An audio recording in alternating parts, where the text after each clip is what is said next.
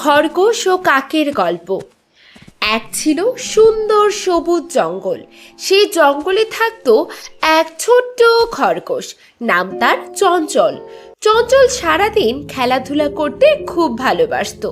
দৌড়ানো, লাফানো, নতুন নতুন জায়গায় ঘুরে বেড়ানো, এর সবই তার কাজ। কিন্তু একটা জিনিস সে একদমই পছন্দ করতো না, সেটা হলো পড়াশোনা। চঞ্চলের মা প্রতিদিন তাকে বলতো, চঞ্চল, বই নিয়ে বসো, অক্ষর শেখো, না হলে কিছুই বুঝবে না।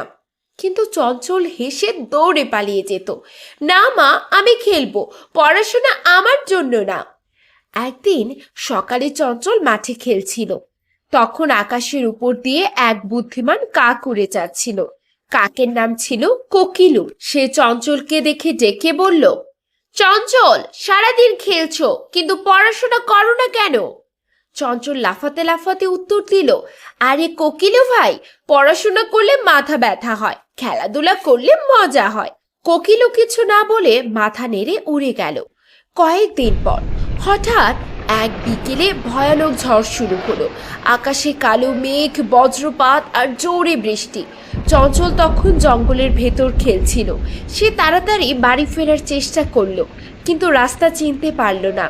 চারদিকে কাদা, পানি আর অন্ধকার। চঞ্চল ভয় পেয়ে কাঁদতে লাগলো, মা, মা, আমি বাড়ি যেতে পারছি না। ঠিক তখন কোকিলু উড়ে এসে গাছের ডালে বসলো। কোকিলু বলল, চঞ্চল, ভয় পেও না, কিন্তু দেখো, তুমি যদি মানচিত্র পড়তে শিখতে বা দিক চিনতে শিখতে, তবে পথ হারাতে না। পড়াশোনার কাজ এখানেই লাগতো। চঞ্চল চোখ মুছতে মুছতে বলল, হাই রে, আমি তো সত্যিই ভুল করেছি। কোকিলু ভাই, তুমি কি আমাকে বাড়ি পৌঁছে দেবে? কোকিলু তাকে পথ দেখিয়ে দিল। চঞ্চল নিরাপদে বাড়ি ফিরে এলো।